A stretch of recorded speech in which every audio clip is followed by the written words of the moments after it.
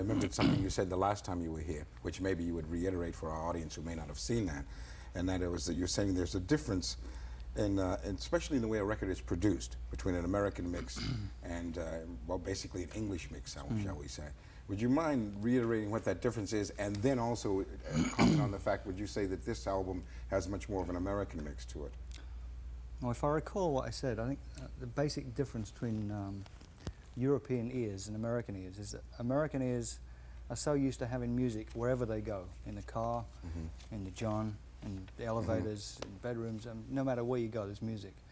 And Americans like to have it as a background, much more than to listen to it very intently. And I think the best music exists in America on both those levels. You can put it in the background or you can listen to it and there's depth there. English or European music tends to be more aggressive because there's no radio situation. So you've got radio here that covers the country. Yes. In Europe, there's no radio as such. You get radio stations, but nothing like they have in America. So bands really make it on the strength of live appearances and word of mouth, rather than radio. So to that extent, they can afford to be more aggressive, more wild, more uninhibited, if you like.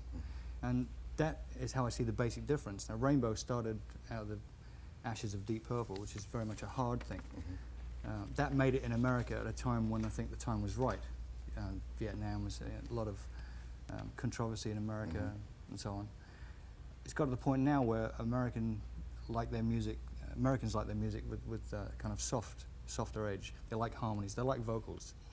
They don't like instrumentals very much, whereas in Europe they tend to be a bit more forgiving. And I think what we've done with Rainbow, originally, Since You've Been Gone and Down to Earth, that was very much an overt attempt at being commercial. Consciously putting harmonies in, consciously doing someone else's song because it was commercial. I think that the main difference that's happened in Rainbow on this album is that the commerciality is coming out of the band. It's a very natural thing. It's not something that we've applied to a hard rock band. It's actually changed very, what's the word? Naturally. Subtly.